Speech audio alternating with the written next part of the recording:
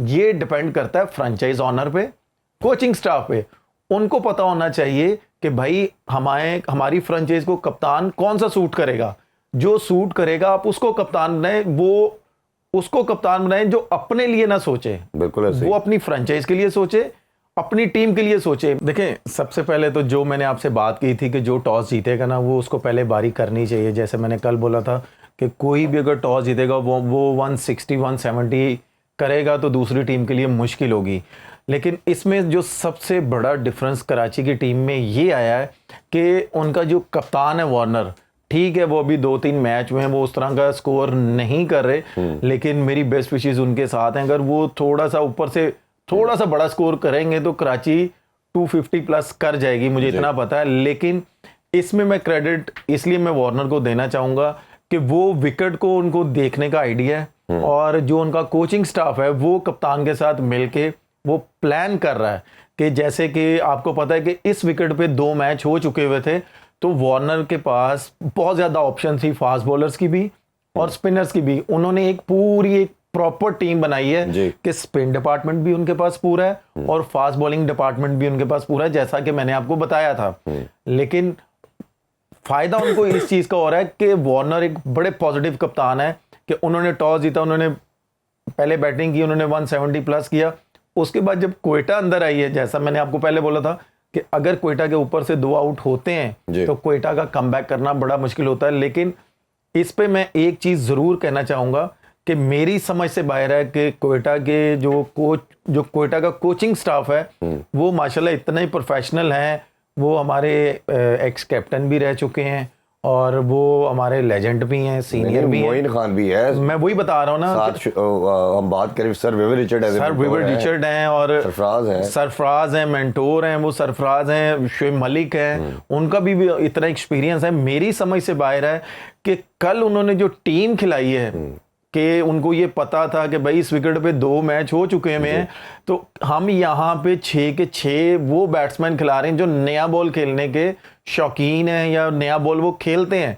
अब कल एक बच्चा आपने खिलाया है, पिछले साल आपने उसको एज ए ओपनर खिलाया है, इस बार आप उसको नंबर 6 पे खिला रहे हैं। उस बच्चे के साथ भी ज्यादती है। पहले हमने दोनों को सेपरेट तरह करके लोगों के लिए आसानी के लिए मैं चाह रहा हूँ कि हम पहले कोयटा के तमाम एरियाज पे बात कर लें, फिर कराची की तरफ भी आते हैं। कप्तान से मैं स्टार्ट करना चाहूँगा। हमने पहले भी बहुत बात की कि कप्तान अगर तगड़ा होगा, सोच रखेगा, लड़ेगा और सेल्फिश नहीं होगा तो टीम खड़ी होगी। अब हमारा अनफॉर्चुनेटली रिजवान की बात की, बाबर की बात की और अभी ये साउशकील, एक तो T20 में खेलते नहीं है, जगह नहीं बनती, आपने कप्तान बनाया, 3 चीज़ें ज्यादती कर रहे हैं वो। नंबर 1 कि वो ओपनर आ रहे हैं, Hasan Nawaz as a opener है, उसको वो जगह नहीं दे रहे। रिली रूसो दुनिया का one of the best player है, जो पहले नंबर या ओपनर आता है या नंबर 3 पे आता है, उसको 5वें नंबर पे भेज रहे हैं। तीसरा, जिस तरह ख्वाजा नफ़े की आपने बात की, ये लड़के ने लास्ट BSF में बहुत शानदार परफॉर्म किया था, शायद कोयटा में सबसे बेस्ट था। ये जो कप्तान इस तरह का सेल्फिश होगा, अपनी ज़ात को देखेगा, प्लेयर डेवलप नहीं करेगा, अपनी किसी और चीज़ को नहीं, अपने स्टैट्स का देखेगा। और मैं क्रिमिनल का वर्ड इसलिए बोल रहा हूँ कि ये मेंटेलिटी इतनी ख़तरनाक हो चुकी है पाकिस्तान के अंदर कि पहली बॉल से लेके 20वें ओवर की लास्ट बॉल तक आप विकेट पे मौजूद है और जस्ट आपने 33 रन बनाए हैं। मतलब ये क्रिकेट में हमने देखा नहीं। या आपके माइंड में जीत होती है, हारने का तो चलो कॉन्सेप्ट होता है ये कि अगर हम अच्छा ना खेले या कुछ है, लेकिन आप ट्राई करते, ट्राई ना करना, ये कैसी सोच है? देखें, सबसे पहले तो मैं एज ए प्लेयर उस पर बात करूंगा, कप्तानी पे तो मैं बाद में आऊँगा। देखें, जब वो बॉलिंग करने के लिए आया था तो उसने एक रन आउट छोड़ा। उस वक्त वो बैट्समैन आई गेस 3 से 4 रन पे था, वो 70 कर गया, ठीक है। उसके बाद उसने नबी का कैच छोड़ा, ठीक है। उसके बाद नबी ने 2 छक्के मारे आमिर को। आपको पता है T20 में एक रन कीमती होता है। अगर इस तरह के आप ये कह लेंगे जो प्रॉब्लम क्रिएट होते हैं, या कोई कैच छोड़ता है या रन आउट छोड़ता है, वो कोई क्लब फर्स्ट क्लास प्लेयर हो या कोई वो क्लब का प्लेयर हो ना, तो आप लोग बर्दाश्त करते हैं। हाँ। वो पाकिस्तान टीम का प्लेयर है, मेन प्लेयर है और पाकिस्तान टीम का वाइस कैप्टन है, और वो इस तरह का करे काम तो फिर आपको तकलीफ तो होती है। और जहां तक बात रही कप्तानी की, देखें, कप्तान उसने ये नहीं बोला कॉन्ट्रैक्ट साइन करने से पहले कि भाई मैं ही कप्तानी करूंगा। ये डिपेंड करता है फ्रेंचाइज ऑनर पे, कोचिंग स्टाफ पे। उनको पता होना चाहिए कि भाई हमारी फ्रेंचाइज को कप्तान कौन सा सूट करेगा। जो सूट करेगा आप उसको कप्तान बनाए, वो उसको कप्तान बनाएं जो अपने लिए ना सोचे, बिल्कुल ऐसे ही। वो अपनी फ्रेंचाइज के लिए सोचे, अपनी टीम के लिए सोचे। मैं यहां पे एक बात जरूर कहना चाहूंगा, जिंदा मिसाल है आपके सामने आईपीएल की, कि धोनी ने कभी भी अपने बारे में भी नहीं सोचा। अगर वो चाहे तो वो ऊपर भी आके परफॉर्म कर सकता है, लेकिन क्या है, वो प्लेयर डेवलप करता है, प्लेयर बनाता है और अपने आप को मुश्किल कंडीशन में अंदर फेंकता है, आसान कंडीशन में वो नहीं फेंकता। इस तरह हमारी फ्रेंचाइज को चाहिए कि हमने कप्तान वो बनाना है कि जो कि हमारी फ्रेंचाइज को फायदा हो और पाकिस्तान को फायदा हो। क्योंकि आप ये देखेंगे, जैसे मैंने आपको बताया कि साउथ शकील, जैसे मैंने स्टार्टिंग में ही बोला था कि अगर शुरू में आउट होते हैं 1-2 ओवर्स में तो फिर वो अंदर चला जाए। अगर नहीं होते तो जो आपके नया बॉल खेलने वाले स्पेशलिस्ट हैं आप उनको भेजें।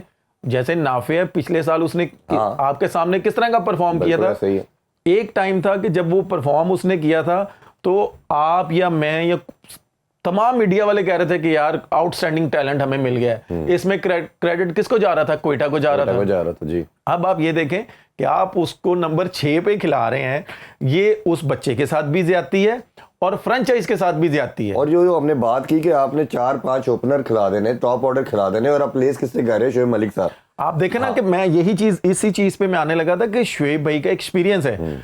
अब यहां पे जरूरत थी शोएब भाई की। वो क्यों जरूरत थी कि आपको भी पता है कि भाई अब इस विकेट पे 2 मैच हो गए हैं, इधर फास्ट बॉलिंग भी उस तरह की नहीं होनी जो क्विक बॉलिंग हो, इधर होनी है भाई ब्रेक विकेट होना है या ब्रेक रहना है, होना है या नीचे रहना, ऊपर रहना। शोएब भाई को स्पिन डिपार्टमेंट का बड़ा आइडिया है।